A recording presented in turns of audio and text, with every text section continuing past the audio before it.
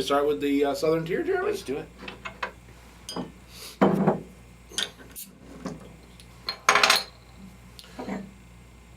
Southern Tier just makes some really wonderful beer. We've had a number of them before, and this is one of their lighter ones. We often end up with some of their more of their monster beers. This is really one of their lighter ones, and it's unfiltered American wheat. But they've got just the.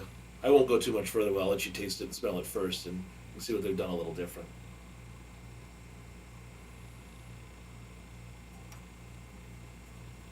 Great little bready aroma to it. Definitely. It's clean. There's just a little bit of fruit, and there's not much in the way of hops to it at all. I mean, it's really letting the wheat malt show off. It's got just a hint of a haze to it, but not really. Even though it says it's unfiltered, it's actually quite bright, especially for being a wheat beer.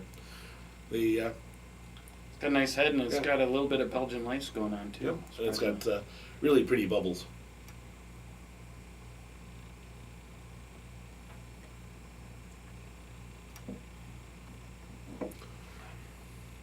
Well, I think the breadiness, the wheat malt character definitely comes out right away. It does, but the part I kind of like about this, that unlike a lot of the American wheats that are out, this has really got some substantial bitterness to it. It really kind of cleans up that breadiness, because often these beers get real flabby. For lack of a better phrase, they just kind of sit heavy on the tongue, and they're not meant to be heavy on the tongue. I mean, they're supposed to be bright and lively, and this is quite lively. And I like the hopping on this. I had this for a beer event I did the other night, and had pulled it up. The IBUs are at 30, so it's got some substantial bitterness to it.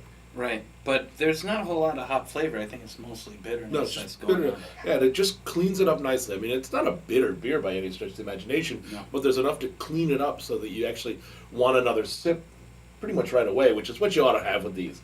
These ought to be like, you know what, finally got out to dig in the dirt a little bit in the garden. I've worked up a little bit of a sweat. It's still, I want something refreshing, and this would fit the bill in a hurry. And even though there's quite a bit of malt to it, there is a little bit of wheat to it. There's a little bit of malt behind it. Yep. I think it's kind of like a little caramely, maybe a little crystally, just a tiny bit. Yeah, perhaps. I mean, I'm getting what are you getting? I'm getting more along the lines of more of the honey, kind of sweet honey note and the malt instead of the crystal. I mean, it doesn't show any color at all, but there are some very pale crystals now. I don't know if they're this pale. But I go with with that as well. I mean, there's a nice depth of malt on this. It's not one dimensional. I think it's a really great addition to theirs. Yeah. To their line. They also are doing a lot in terms of, at least on their label and on their ad work and stuff. They're really doing a lot in terms of making this a celebration of Earth Day, and that's what 422 is Earth Day, and that's where the name comes from. Yeah. Well, I know you have other holidays you celebrate in April. That's from Senator Gaylord Nelson from Wisconsin. He created Earth Day. Oh, that's right. I forgot that was a Wisconsin connection. Yeah, Thanks. yeah, there's a Wisconsin connection, so there you go. All right. Well, what do you think about this one? I really dig this beer. I think it is just lovely. It's refreshing. And, it's one of these where you can say, it's easy to knock back a couple of these while you're working in the yard. It's a nice, easy thinking beer. Yeah, I think this is a lawnmower beer in the best sense of the term. Absolutely. All right. Cheers, Jeremy. Cheers.